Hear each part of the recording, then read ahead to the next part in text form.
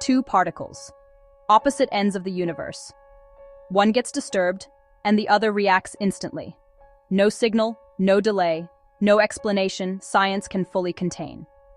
If matter itself operates through invisible entanglement, what does that say about the untapped connections firing inside your own mind right now?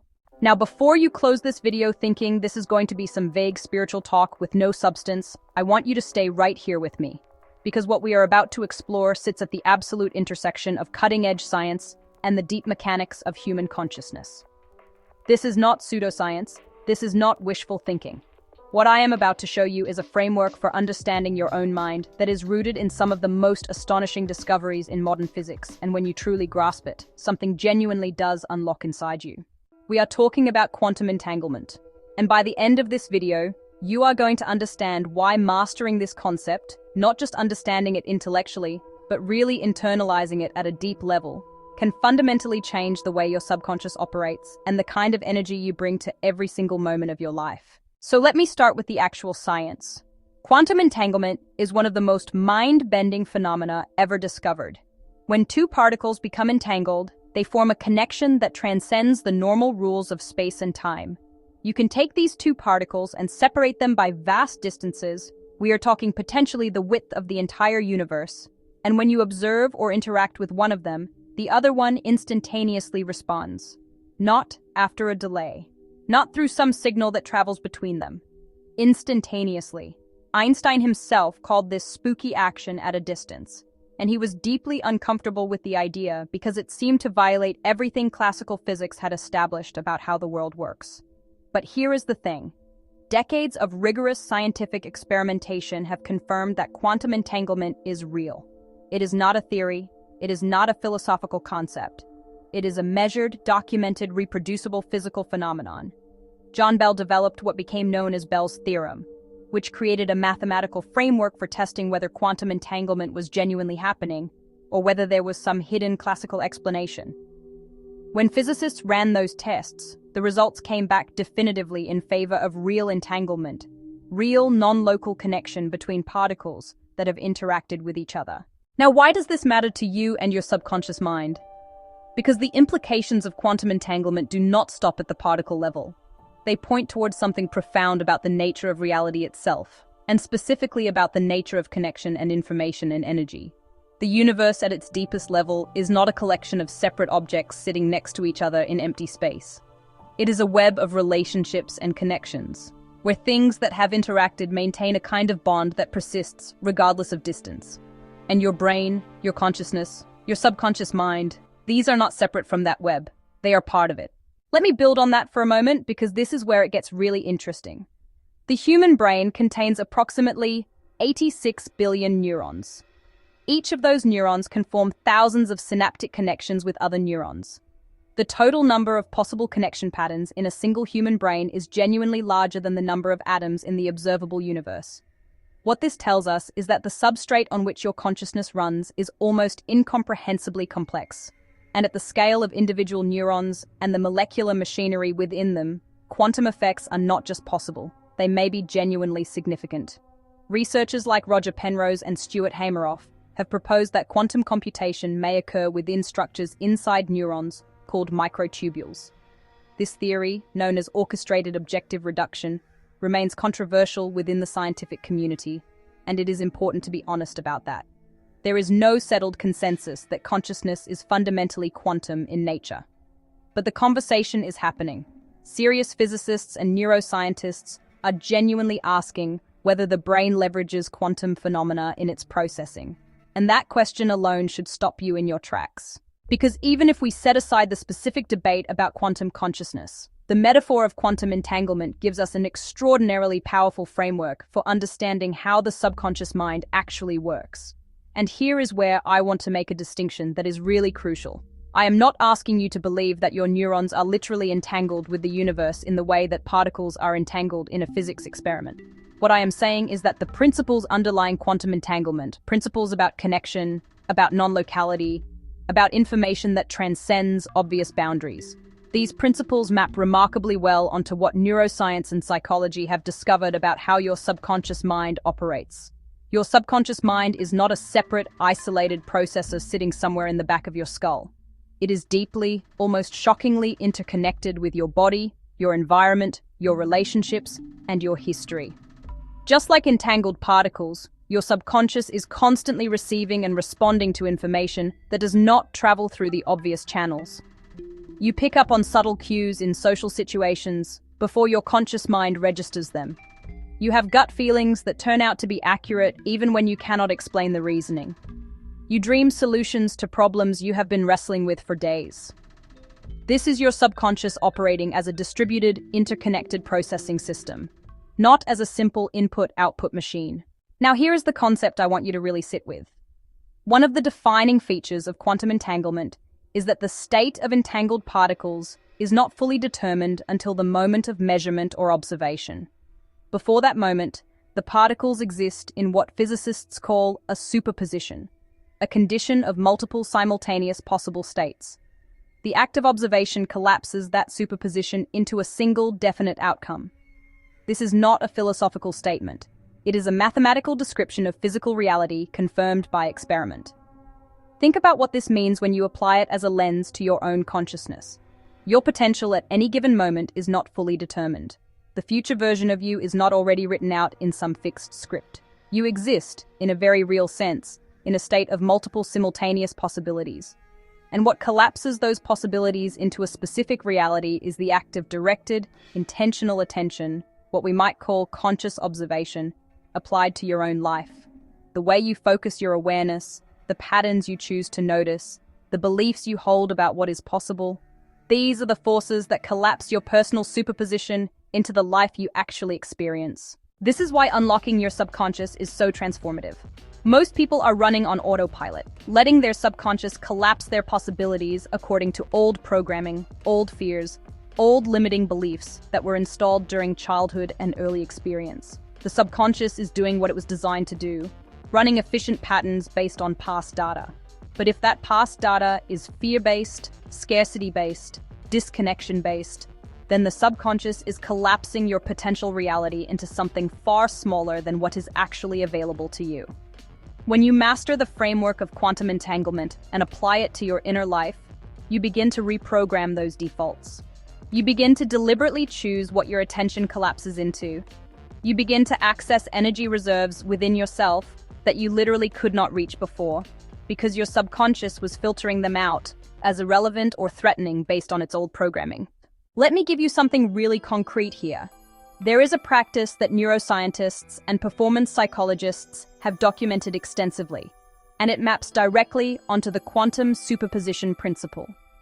It is called visualization, but I want you to understand it at a deeper level than you probably have before. When elite athletes, world-class performers, and high-achieving individuals engage in deliberate mental rehearsal, they are not just daydreaming. Their brains are activating the same neural pathways that activate during actual physical performance. The brain, at the level of neural firing patterns, does not fully distinguish between a vividly imagined experience and a real one. What you are doing when you engage in truly deep, detailed, emotionally rich visualization is you are using your conscious observation to collapse your subconscious programming toward a specific possibility. You are treating your potential future states as real and measurable in the quantum sense, and by doing so, you are making them more probable in the neurological and behavioral sense. Your subconscious begins to pattern match toward that imagined reality. It starts filtering for opportunities that align with it. It begins releasing the energetic resources that were previously locked behind old programming. And here is something that not many people talk about when it comes to visualization and subconscious reprogramming. The emotional frequency you bring to the practice matters enormously.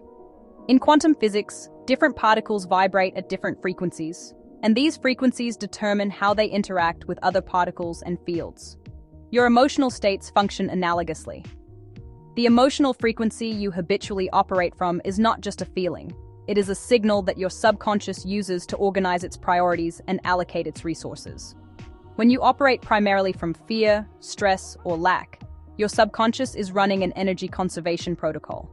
It is treating the world as hostile and scarce, which means it is holding back energy, holding back creativity, holding back your capacity for connection and risk-taking and growth. It is trying to protect you. But protection in this mode means limitation.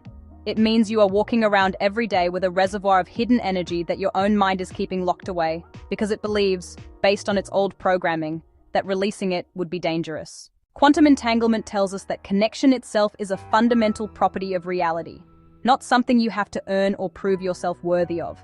Those particles do not maintain their entanglement because one of them deserves it more. The connection simply is.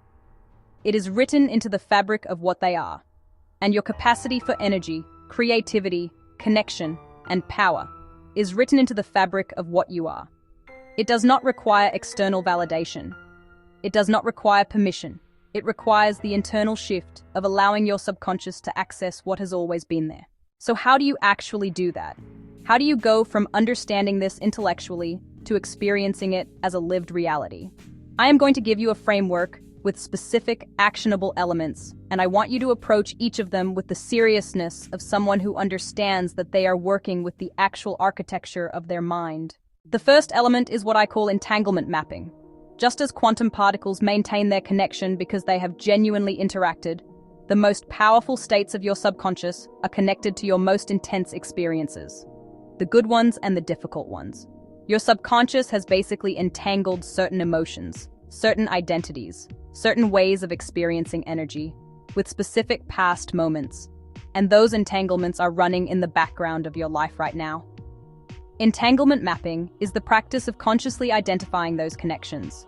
It means asking yourself, what emotional states feel most familiar to me? What kind of energy do I habitually embody? And what experiences created those patterns? This is not about blame or victimhood. It is about recognizing, with the clarity of a scientist observing an experiment, which entanglements are serving you and which ones are keeping you locked to a past that no longer needs to define you. When you do this mapping honestly, you will often discover that a huge amount of your daily energy expenditure is going toward maintaining entanglements that have no current value. Your subconscious is still running responses, still allocating resources, still making decisions based on connections to experiences that happened years or even decades ago. And the moment you become aware of that, you have taken the first step toward updating those connections. The second element is superposition practice. This is where you deliberately cultivate the ability to hold multiple possibilities simultaneously without collapsing into the familiar, limiting default. Most people have a very low tolerance for uncertainty. When things are unclear, the subconscious rushes to resolve the uncertainty by defaulting to whatever pattern feels most familiar, even if that pattern is negative. It would rather be in a familiar bad state than in an uncertain state that might lead somewhere new. Superposition. Practice means deliberately training yourself to stay comfortable in possibility space. Meditation is one powerful tool for this, particularly forms of meditation that involve open awareness rather than focused concentration. When you sit in open awareness meditation, you are practicing the ability to be present with multiple thoughts, sensations, and possibilities simultaneously without grasping onto any particular one. You are expanding your window of tolerance for uncertainty, and as you do that, you give your subconscious the space to reach toward better possibilities rather than snapping back to the familiar default. Another superposition practice tool is what I call possibility journaling. Instead of writing about your current situation or your past, you write about multiple alternative futures as if they are simultaneously real and available to you. You describe them in detail. You bring emotional presence to each one. You are not pretending that you know which one will manifest. You are training your subconscious to hold multiple positive trajectories as live options, rather than treating the familiar past as the only available future. The third element is what I call frequency tuning. This is about deliberately shifting the emotional frequency you habitually operate from. Now, I want to be really clear about what I mean here, because this concept often gets watered down into vague advice about positive thinking. This is not about forcing yourself to feel happy all the time or bypassing real emotions. That approach actually backfires because it tells your subconscious that negative emotions are dangerous, which increases the energy it spends suppressing them. Frequency tuning is instead about expanding your emotional range and gradually raising your baseline. It is about regularly visiting emotional states that are characterized by openness, curiosity, gratitude, and possibility, not to avoid other emotions, but to ensure that those expansive states are well represented in your subconscious pattern library. Because remember, your subconscious is a pattern matcher. It reaches for what is familiar. If the only familiar patterns are contraction, stress, and scarcity, that is what it will keep serving up. But if you regularly and genuinely inhabit states of expansion and possibility, those become familiar too. They become part of the pattern library. And your subconscious starts reaching for them more readily. Practical tools for frequency tuning include gratitude practices done with real depth rather than superficial list-making, physical movement that shifts your nervous system state, deliberate exposure to beauty and nature which reliably shifts human emotional frequency, and deep breathing practices that directly modulate the autonomic nervous system. These are not soft suggestions. They are scientifically documented methods for shifting your neurological and physiological state, which directly influences what your subconscious treats as available energy. The fourth element is non-local awareness. This is the one that connects most directly to the quantum entanglement metaphor. One of the most profound things quantum entanglement reveals is that information does not only travel through the obvious, visible, local channels. There is a deeper level of connectivity that operates beyond what we can directly observe in the classical sense. Your subconscious mind has access to information and resources that your conscious mind filters out. The challenge is that most people have trained themselves to only trust the conscious, rational, directly observable information. Anything that comes from a deeper, less easily explained place gets dismissed. Non-local awareness means developing a genuine trust in and attention to the information that comes through your deeper intelligence. This includes intuitive insights that arise without obvious reasoning, body sensations that signal something your mind has not yet consciously processed, patterns you notice in your environment that seem to carry meaning, and the quiet knowing that sometimes arrives in moments of stillness. This is not about magical thinking. It is about recognizing that your nervous system is a remarkably sophisticated information processing system that is constantly taking in and integrating data far beyond what reaches your conscious awareness. Developing non-local awareness means learning to access more of that processing consciously. The fifth element is coherence cultivation. In quantum physics, coherence refers to a state in which quantum systems are properly synchronized, allowing quantum effects like entanglement to persist and function. When a quantum system loses coherence, a process called decoherence, those quantum effects disappear and you get back to classical, ordinary, disconnected behavior. The state of your own internal system operates in an analogous way. When your mind and body and emotional state are in coherence, when they are sending consistent signals and working in the same direction, your subconscious can access its full range of resources. When you are in a state of internal conflict, sending contradictory signals, at war with yourself, you are in a state of internal decoherence. And in that state, your hidden energy stays hidden because the system cannot effectively organize itself to deploy it. Coherence cultivation means doing the inner work of identifying and resolving your internal conflicts. This is where values clarification becomes essential. When you are clear about what you genuinely value, when your actions align with those values, when your spoken intentions match your actual behavior, you create internal coherence. And in that coherent state, you will be genuinely astonished at the energy that becomes available to you. It is not new energy.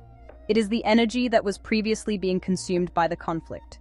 Now it is released and available for everything you actually want to create. Now I want to address something that comes up whenever science and inner work are discussed together, and I think it is important to address it honestly. There are critics who will say that using quantum physics as a framework for personal development is metaphorical at best and misleading at worst. And those critics have a legitimate point worth considering. The jump from quantum mechanics describing subatomic particles to quantum principles applying to human consciousness is not a scientifically proven equivalence. It is an extrapolation. It is a framework, a lens, an analogy that has genuine utility precisely because it maps onto real phenomena in neuroscience and psychology. I am using quantum entanglement as a framework because it is one of the most viscerally powerful scientific images available for conveying what is actually happening at the level of your subconscious mind. The principle that things which appear separate are fundamentally connected, that information can flow through channels that are not immediately obvious, that the state of a system is not fully determined until it is engaged with, and that the act of observation itself shapes what is observed. These are not just physics concepts.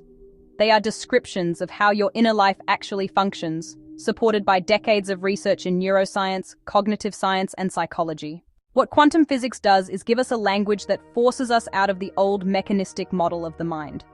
The model that says your brain is like a computer, processing inputs and producing outputs in a straightforward cause and effect chain. That model is simply inadequate to describe the actual complexity and interconnectedness of human consciousness.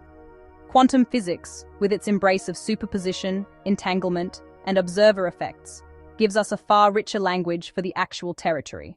And that richer language is not just intellectually satisfying, it is practically transformative. Because when you stop thinking of yourself as a simple mechanism and start thinking of yourself as a quantum system, deeply connected, fundamentally uncertain, and therefore fundamentally free, constantly shaped by what you choose to observe and attend to, you begin to inhabit your potential differently. You stop waiting for external circumstances to change before you allow yourself to access your energy and creativity. You start recognizing that the field of possibility you are operating in is far larger than your current habits would suggest. Let me tell you what this looks like in the real world when someone genuinely internalizes this framework. I want you to think about someone who has spent years feeling stuck. Maybe they have had the same relationship patterns repeat over and over. Maybe they keep finding themselves in the same professional situations despite their best efforts to create something different. Maybe they wake up every day with a low-grade sense of limitation and do not know why, because from the outside their life looks fine. Nothing is catastrophically wrong. But something is clearly not right either. That person is experiencing what happens when your subconscious entanglements are running the show. Old connections are shaping present reality. Old frequency patterns are filtering out possibilities. Internal decoherence is consuming the energy that should be available for growth and genuine joy. The system is stuck in a loop because nothing has happened to shift the pattern at the fundamental level where the pattern actually lives. Now imagine that same person, through sustained engagement with the practices I have described, begins to shift those entanglements. They start to see, with real clarity, which of their emotional patterns are reflections of past experiences rather than present reality. They practice holding possibility space without collapsing into the familiar default. They shift their emotional baseline through consistent frequency practices. They start trusting and acting on information that comes from deeper than their conscious reasoning. And they do the genuine, sometimes uncomfortable work of creating internal coherence by aligning their actions with their real values. The changes that follow are not dramatic in a Hollywood movie kind of way. They are not sudden and magical, but they are profound and cumulative.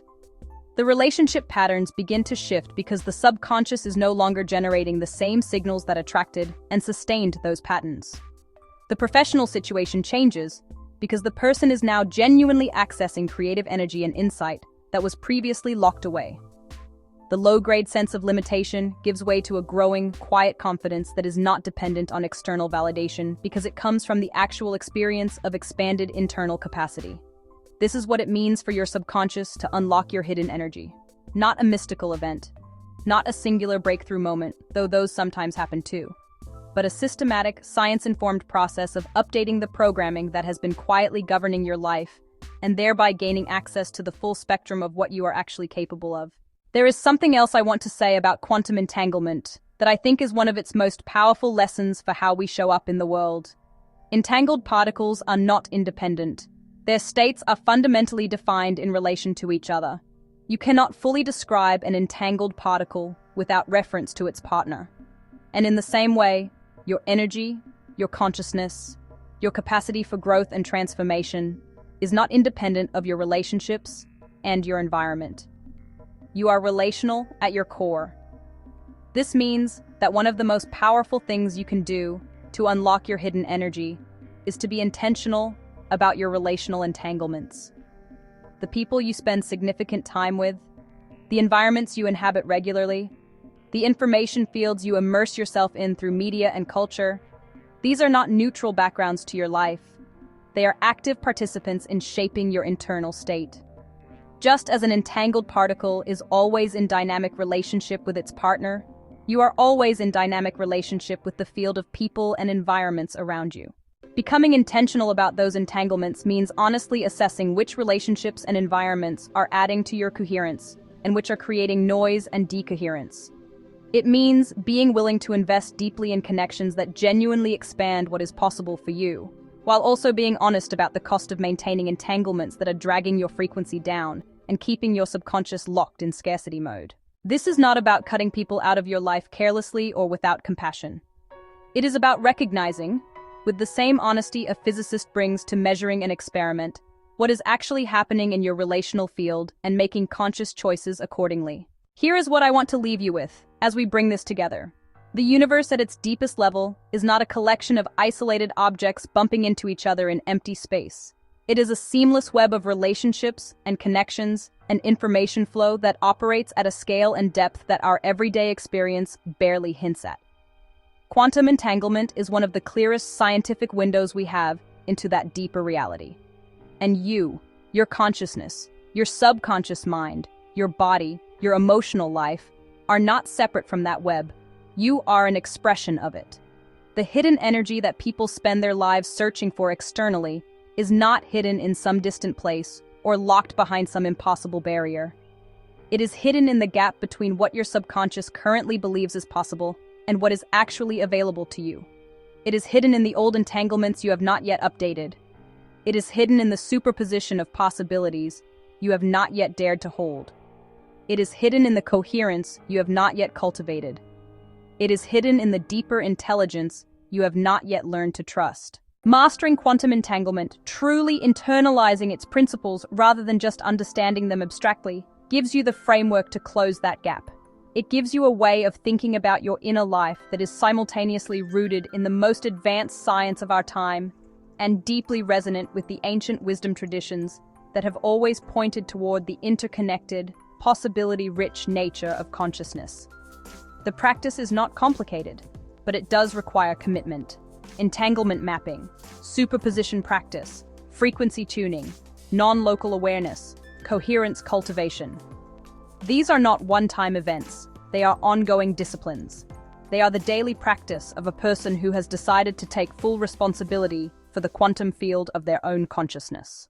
And the payoff is not just personal satisfaction, though that is real and significant. When you unlock your hidden energy, when your subconscious begins to operate from its full capacity rather than from a constrained, fear-based program, you become genuinely more effective, more creative, more connected, and more capable of contributing to the world in the ways that matter most to you. Your relationships deepen. Your work becomes more resonant and impactful. Your sense of aliveness expands. You become someone who generates energy rather than drains it. Someone whose presence creates possibility for others. Because here is the final quantum truth I want to leave you with. Entanglement is contagious in the most positive sense. When you shift into a more coherent, expansive, connected state, you do not just affect your own experience, you affect the field around you. The people in your life begin to shift in response. New people and opportunities that are coherent with your new frequency begin to appear. The entanglements you form from a place of expanded consciousness create different outcomes than the entanglements you formed from a place of limitation. This is the real power of mastering quantum entanglement as a framework for your inner life. It does not just change your internal experience, it changes the field you are operating in. It changes what becomes possible, not just for you, but through you. And in a world that genuinely needs more people operating from their full capacity, from their unlocked hidden energy, that might be the most important work you can do. If this video opened something up for you, if it shifted something in the way you are thinking about your own potential, I want to hear about it in the comments. Tell me which of the 5 elements resonated most with you, and tell me what you are going to do differently starting today. Because the quantum collapse happens in the moment of observation. You are observing this right now. The field of your possibility is already shifting. The question is what you choose to do with that. Make sure you subscribe and hit the notification bell so you do not miss what is coming next. Because we are going deeper into the intersection of science and consciousness, and each piece builds on the last. Your subconscious is already listening. It is time to give it something extraordinary to work with.